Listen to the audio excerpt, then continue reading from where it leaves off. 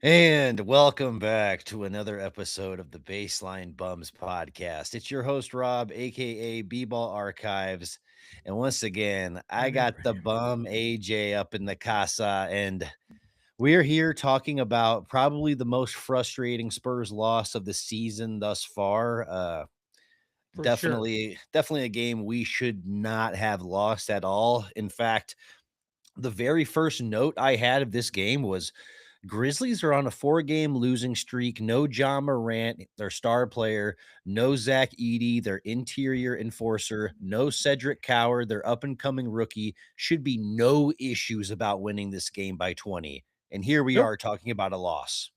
And a game where they turned the ball over more than 20 times, you caused that many turnovers. Wemby had 30 points. Then you're like, oh, hey, it's a close game. Let's pull Wemby, who's going off for 30. It's like, dude, what are we doing? Like, I, and then that last thing, like, you had two timeouts and you're not going to call that timeout, Mitch. Like, dude, like, I get it. You want to see them like grow and play through, but you needed this win. You needed this W, especially with our schedule coming up. You needed this win, and we just shit the bed completely. Again, I mean, this isn't good. This is frustrating. Thank you for bringing that up. We had the timeouts. When we get the rebound and there's 13 seconds left, take the timeout, at least give yourself a chance to kind of say, hey, let's get into a set. Maybe not draw something specifically, but hey, maybe you do. Maybe you have somebody that's It saying, was hey, one bucket. all we needed was one bucket. And all I'm saying is somebody in that huddle would have been like, hey, I'm getting, somebody shadowing me on this side, throw it to this side, boom, open shot. There, like we could have set something up more strategically than what we got on that last play, which was De'Aaron Fox shooting in the middle of three people, not even getting a real look at the basket. I mean, we had Jeremy Sohan shoot a 3-pointer with 30 seconds left.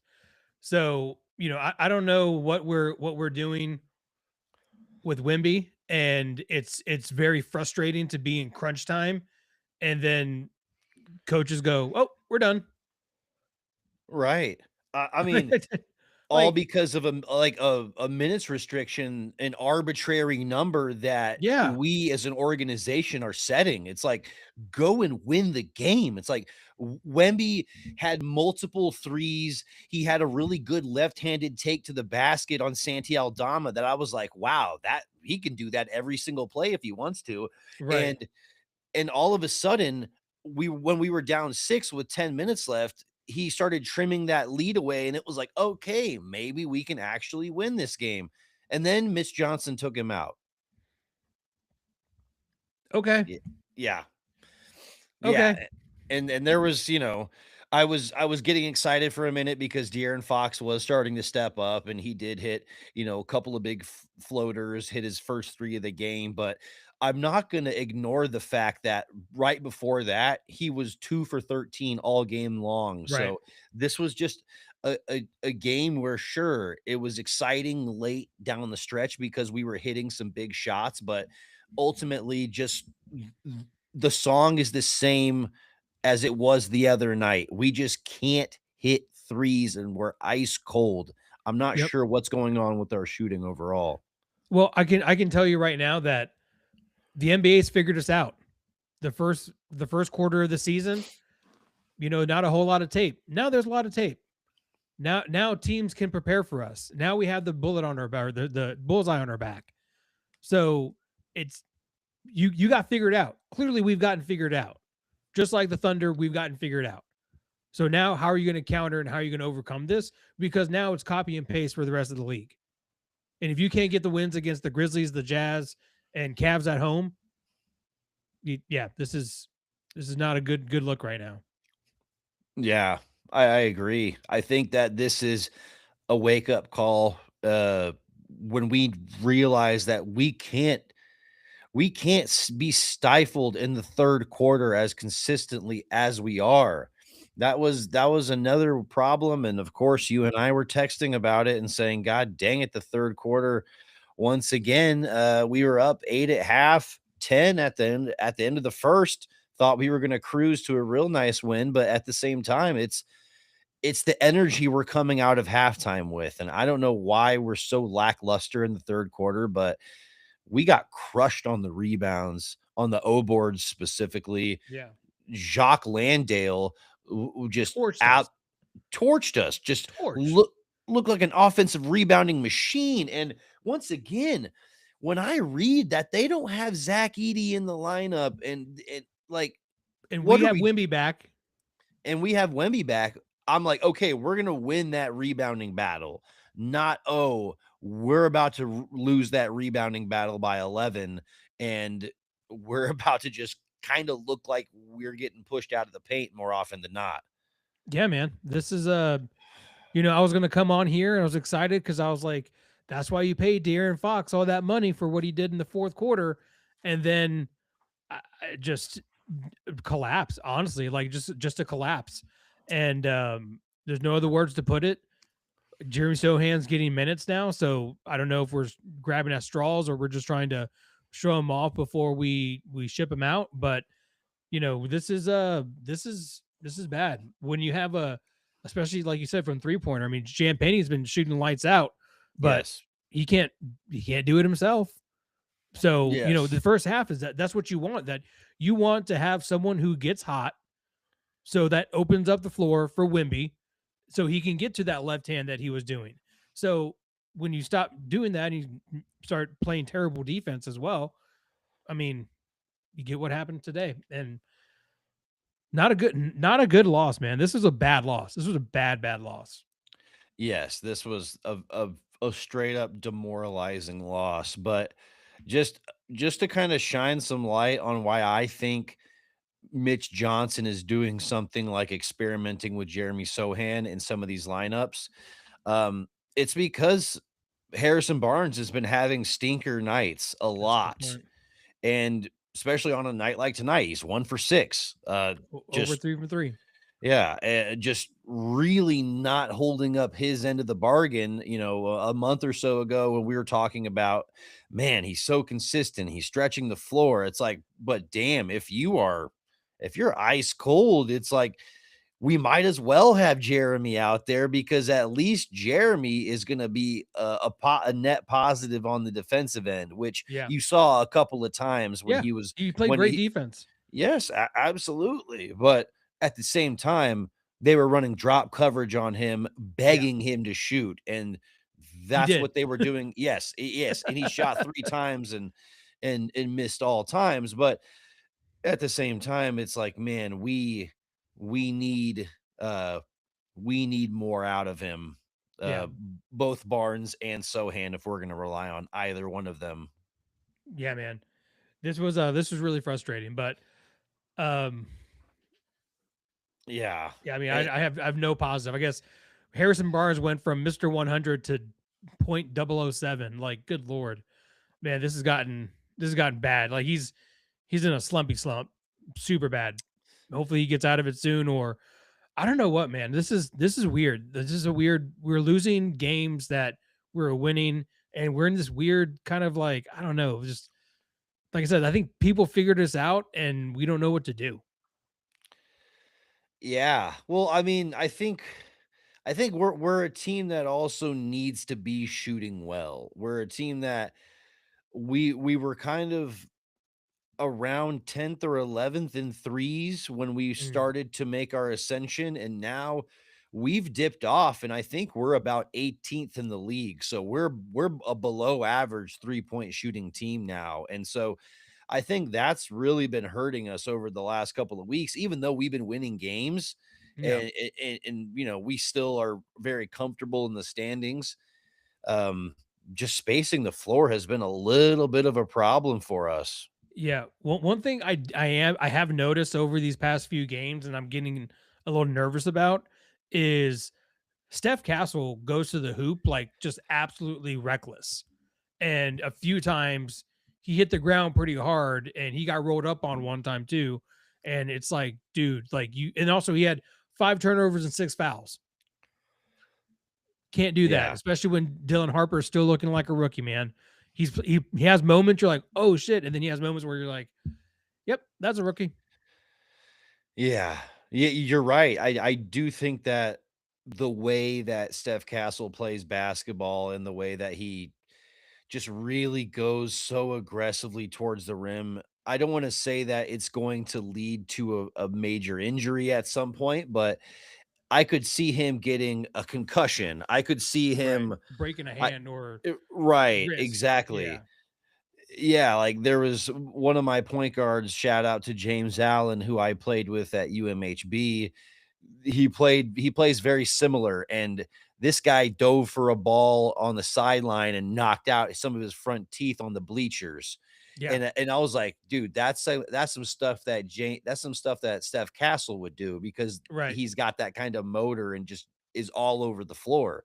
And so when I look at it like that, I love it when he's doing smart moves and he's has controlled takes. I love that aggression, but Yeah. sometimes he's out of control. He's like Luis Mendoza in Mighty Ducks 2. He's like, he's so fast and he's so good, but then he's like, I can't stop. And then just goes right to the ground. And you're like, oh God, like, are you okay? And he's fine, but he also shot like 5 for 14. Like, he's not making those easy buckets anymore. And I'm glad that we're getting like still to the paint, but we got to finish. Like we were talking about last game. We're just coming up short or we're going back iron. Like we gotta put those in. And Yeah. I think Mitch Johnson has a lot of ass to chew. We got to get our head straight before the Laker game.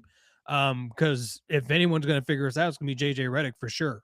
So got to get ready. And I swear to God, these minutes restrictions for Wemby are just getting ridiculous. This is his third year now, and we've been dealing with minutes restrictions for his entire career. Like, come Yeah. on, man! Like, let's let the horse out of the stable. Right. I think 21 minutes on a night like tonight was kind of crazy. Just push it to 25, 26, and let him ride out that fourth quarter. Right. It just makes sense. That to me is a no-brainer when you look at how close the Western Conference is and how close these standings can be from week to week. Mm-hmm. You need these one possession, two possession victories now more than ever. But yeah, I agree. You got to push that, and we needed the additional defense because goddamn, like Cam Spencer looked like a fucking all-star against us. Like Is that I Larry was Bird? I was it certainly looked like it, AJ. Like I was screaming in my apartment saying, "Fucking guard him. He's going to do a turnaround off the screen. He wants to shoot." And it's like I was a fortune teller. Everything was happening before my eyes, Yep. and it's just a shame that we have so many really quick point of attack guards, and you can't stay with Cam Spencer. Yep. And I Can't mean, dude, like and and here's the frustrating part. We play the Lakers tomorrow. So once again, we're doing a back to back away and home, and we're gonna get in at what, probably 2 o'clock in the morning. They're not gonna get in bed until 3, go to sleep by 3:30 if they're lucky. Like, this is ridiculous. This scheduling and this the way we're doing it. Now, granted, the Lakers played too, but they played in New Orleans. Like, this is yeah. this is silly. The Lakers should be playing in Memphis, and we should be playing in New Orleans if we want to really get serious about it. But also, let's not do those back to backs like that. I think back to backs Yeah. are stupid. That's my take. I think they're pointless. It's fun to have your team play on back to back nights, so you know what you're watching that evening. But dude, let's try to lengthen these guys' careers a little bit. I agree. I think when you have an 82 game season, back to backs are a necessary evil, but I think that there's a lot that can be done to like bring some efficiency when you see just West Coast to East Coast and then East Coast back to West Coast. It's like that doesn't make any sense at all. There should have been some AI logistics that red flagged that and been like, "Hey, can we can do better." Or just have, like, what, 2 or 3 people go through the schedule and be like, hey, let's make sure these make sense. Yeah. because Yep. I think that if you're going to do a back to back like that, keep it keep it close, keep it in state if possible, keep it somewhere within 2 hours if that. But also, like, I mean, man, you're really fucking up the globe right now with all these airline travels. Like, I don't want to be that guy, but kind of think of emissions every once in a while, especially with Taylor Swift out there. Well, yeah, I mean, it's definitely a league of traveling, and that's sports in general, though, my dude. Yeah, There's a lot of traveling all over the place, but you know you know who was kind of traveling all over us as well? It was Jaron Jackson Jr. always, I yeah, always. he cooked us a little bit from deep, and I there was moments where we were frustrating him. I mean, I recall a couple of really Yeah, just silly turnovers on his end, but still, it's like we let their only guy that we know who can produce easy offense, we let him go off, and that's frustrating. yeah. I mean, he would be so awesome in a Spurs uniform next to Wemby. That would be that would be the best front court defense I could think of ever. Could so let me ask you this: Trey Young looks like he's going to get shipped out of Atlanta. They're probably going to have to bring in a third, maybe a fourth team to make a trade happen with whoever they're trying to do. Do we dip our toe and try to get like someone on discount? Maybe promo code Go Spurs Go. That would be interesting. I, honestly, I don't know what's gonna happen with this Trey Young saga. It's clear that they're openly, fielding offers, trying to see who's interested and who wants what. But ultimately, if we were able to sort of be a third team in this deal and end up with a really interesting power forward that can help us stretch the floor, holy crap, that would push us from a really good team to a hey, we're here to win a championship right here, right now. And I don't think we're very far from that. Yeah. Would you move HB to the bench or would you keep him starting and just deal with his slumps?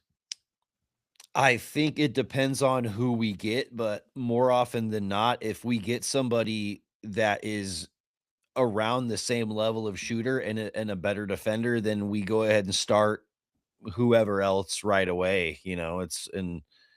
Especially if they're younger and they have more of a long-term upside. Yeah, you definitely. But like I said, I don't know who that would be because the contracts would have to work. Right.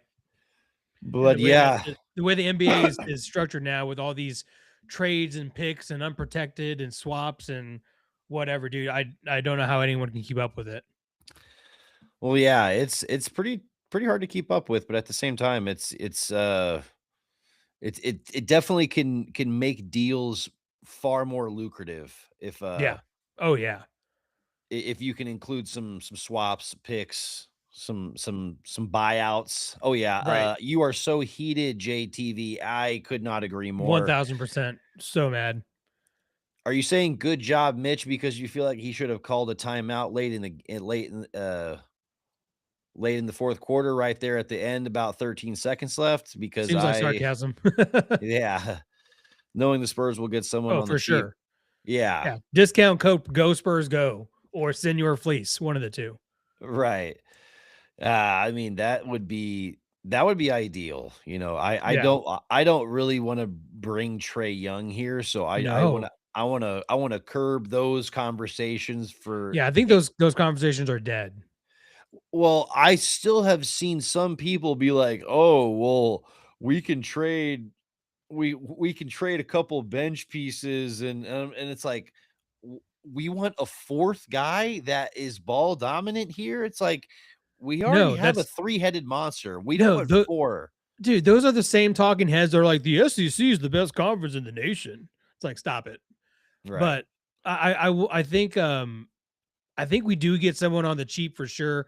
Who that is, I have no idea, but clearly we need a stretch big.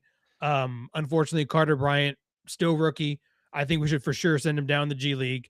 That's what we need to do. So we just need someone to come in and make this happen. And then if hopefully we just kind of sneak in there, throw a pick or two, maybe a Jeremy Sohan, and walk away with someone solid. So, you know, A- that's ideal.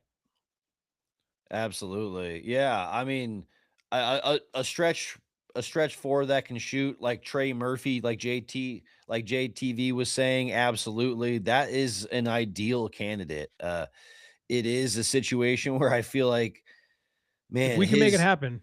if we could make the numbers work, I would love to have him here, but I just feel like they're gonna project his future and really put his Try to value capitalize on that. right. They're gonna put his value at a place where we don't wanna go. No, no. But did you see what Wimby did before the game? Are you talking Where about the karate karate kicked kick? the balls. Like, what the Yeah. shit? That was silly. That was a funny moment. I guess I his knee's okay. if you can karate extend like that, yeah, I think that hyperextension is fine. Dude, that's insane. Like, that's the craziest thing I probably have ever seen. Like, holy shit. I'm so That glad he plays basketball and not soccer. I mean, well, we've seen him do bicycle kick stuff, some stuff where he can get his foot crazy high up in the air. We we know his dexterity, Yeah. but I hope there's someone out there that also knows his dexterity, if you know what I mean. But I haven't seen him with a woman at all. So maybe, dude, it'd be so funny if Wimby had hose. Like, Wemby does not have hose like that. He's too focused. We don't want him to what if have he hose. does, but like they like go into his apartment and they're like, hey, I have your Legos here, and I have all your reds right there and all your blues over here. Your pastel colors are over here. I got them all set up. What you need? You want me to get you an orange juice?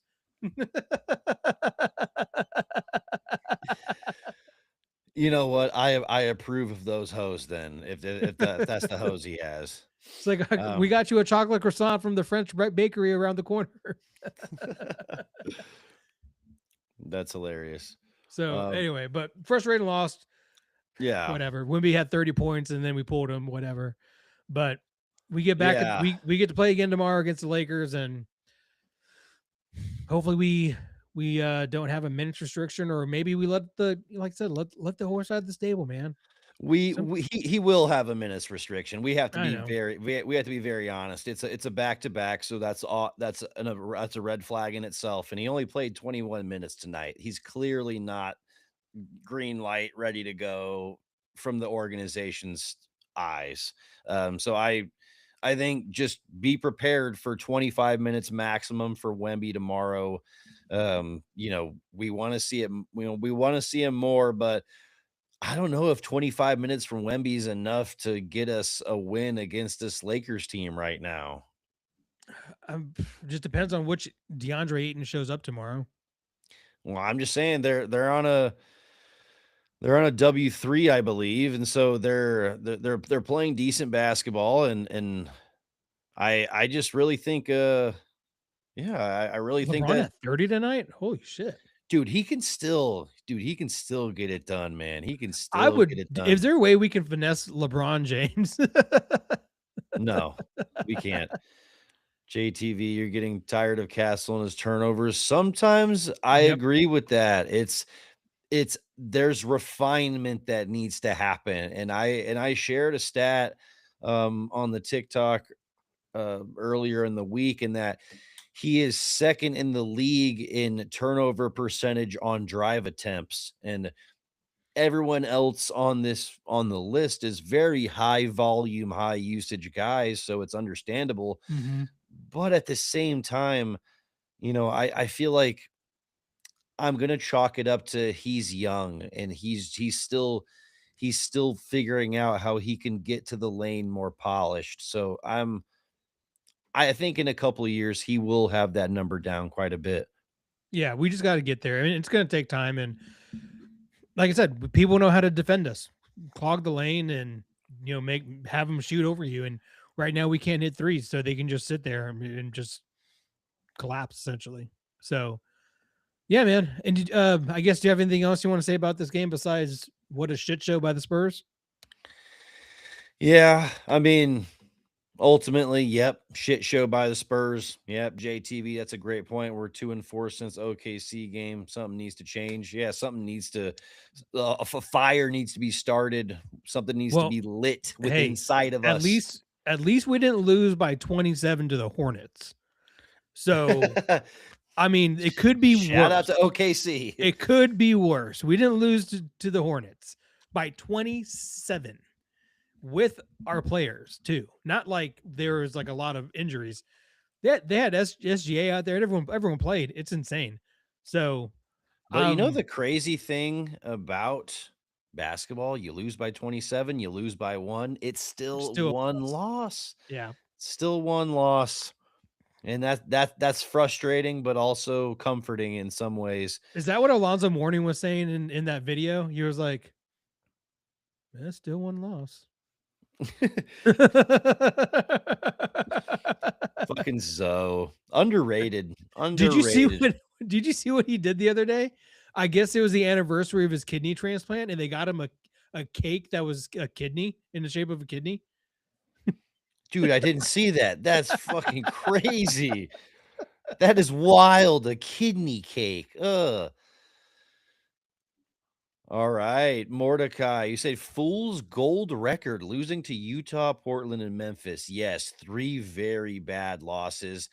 But in all honesty, if we look at Memphis and Portland, it's like both those games combined, we lost by a total of 2 possessions. So it's really not it's not like we got blown out of the water. And on a night, both nights where we shot horribly from 3 and you know didn't really take advantage of the in the paint scoring like we could, it was still a close game. So Yeah, I yeah, I mean, I think we're fine. yeah, I mean they get paid to play basketball too. So that's what you chalk it up to. Like, these are professionals. They want to win or they get competitive at any point in time. So, like I said, we're not going to catch anyone off guard. So, with that being said, Rob, do you have any dunks? Um I don't really have a dunk off the top of my head. You go ahead and start. I want to dunk on that dude with the sequence jacket sitting courtside today. He was so damn annoying, just being right in the center of attention with your sparkly jacket.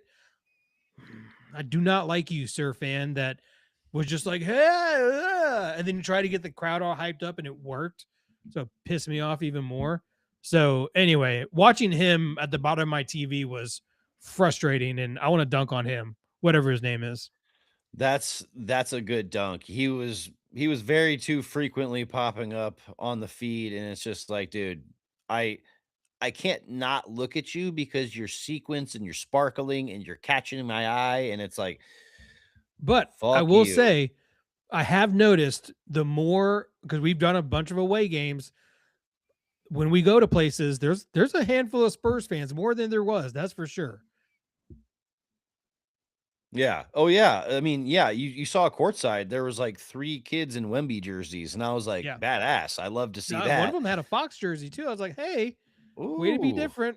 there Now, you go. if someone showed up with a Jonathan Simmons jersey, now we can have a conversation. That's a deep dive right there. That's a true Spurs fan. Um, you know what? I'm gonna pivot, and instead of dunk, I forgot. I do have a little fun trivia question to Ooh, let's ask trivia you. do it. Um, so tonight, Keldon Johnson became the 5th leading scorer off the bench in Spurs history. Can you name the 4 players above him? Off the bench, right? Off the bench, So Manu. Manu's number 1. Who else is off the bench? And we saw all of these guys play basketball, so this isn't like a '70s Spurs question. Is Boris on there? Boris is not on there, but I Off the like I like your Oh, thinking. Patty? Patty's number 2. Patty. Yeah. Um, who would be the third? Trying to think of those championship teams. That is a that's a good place to go. He was on at least one championship. He was on 2 championship teams. And it's a he. I don't want to assume. I don't want to assume. Who could it be? Wait a minute. I need to look up. Just I why am I blanking? If Just he was making on. sure that their gender's correct. No, I just how many championships he was on. I why do I think he was on?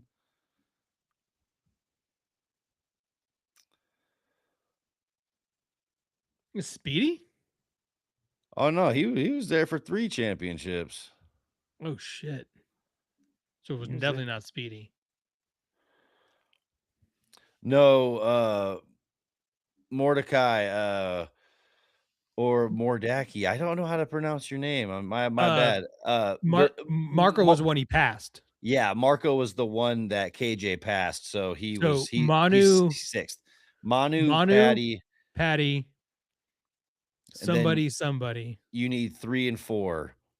We brought okay, so I'm gonna give you some little hints.